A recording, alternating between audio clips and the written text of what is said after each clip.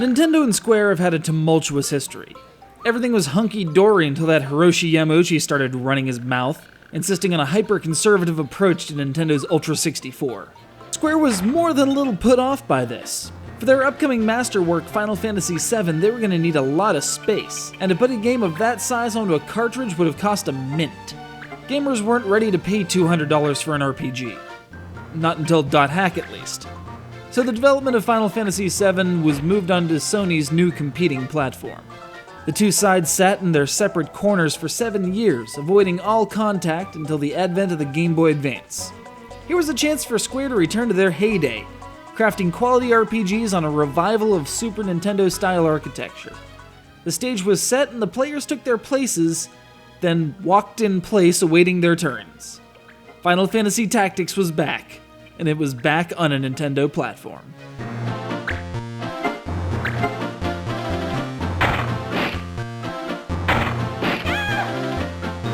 But the game drops you into a school? There are cars on the road? What the hell? Yes, the tutorial itself is a snowball fight introducing you to the mechanics and ranged combat. Then some kids read a book that kind of looks like this Final Fantasy game that they're such fans of, and pow! They're an Evilis. It's quite a system shock, and our quote-unquote hero accidentally says the wrong thing to the wrong lizard. The only way for March, or Marsh, or Marche, or however you pronounce it, to survive is to join the nearby clan, thus gaining their protection and being introduced into the job-centric, mission-based, law-dominated meat and potatoes of the game.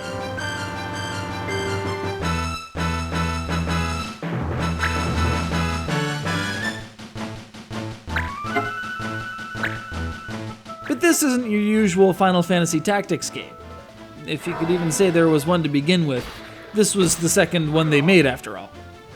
This Evilis is home to a multitude of races, with many classes being race-specific. Want your main character to be a Dragoon or Gunner? Tough luck.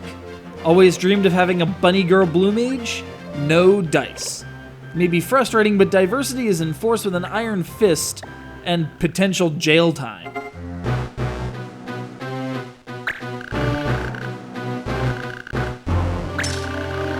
Now seriously, the judge who barges in on every battle sets in place a series of rules.